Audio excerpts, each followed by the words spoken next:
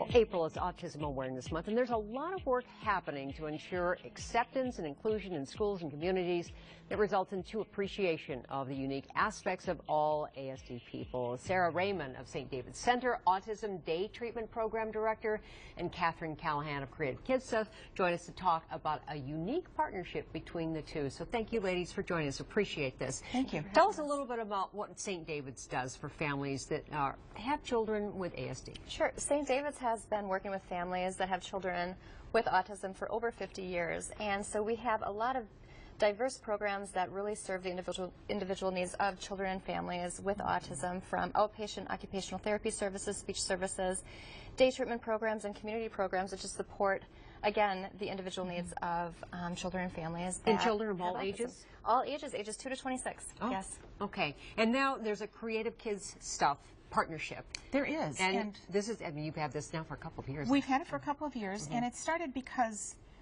when a customer comes in our store, we want them to be satisfied with what they're buying for their individual child. So we always start with a question like, who are you shopping for?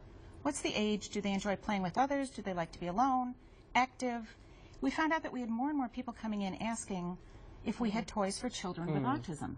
And our staff wanted more training in that. So we decided to turn to our local expert at St. David's to help us train our staff and bring us the information that we needed to help these customers find a very individual gift for a certain child. And so what St. David's has been able to do in collaboration with Creative Kids Stuff is train their staff and just teach them just personal questions about, just to be more comfortable when families, parents, friends come in the store and say, I have a child who's maybe 6 years old, 8 years old, 10 years old, and they have autism, and just to be able to say, okay, well, tell me more.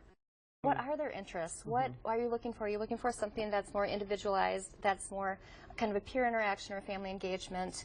And how can we really support that child with these toys? Because children and teens, I mean, they learn through the interactions with different people and with different activities and toys, and that's what really promotes skill development. And so St. David's has been able to... We have about 6 areas here. So we do. Let's kind of quickly go over those 6 areas. So family is looking for help. Sure, and we have a lot of toys here from Creative Kids Stuff that are just fantastic, that really do encompass a lot of different skill areas. You look at this toy, which is, what's the name of this toy? This is my mood memo, and it helps kids who are working on sort of social engagement and recognizing emotions, and it has a whole spectrum of emotions, so it's not just happy, sad, angry. It's frustrated, it's upset, it's different. Bored.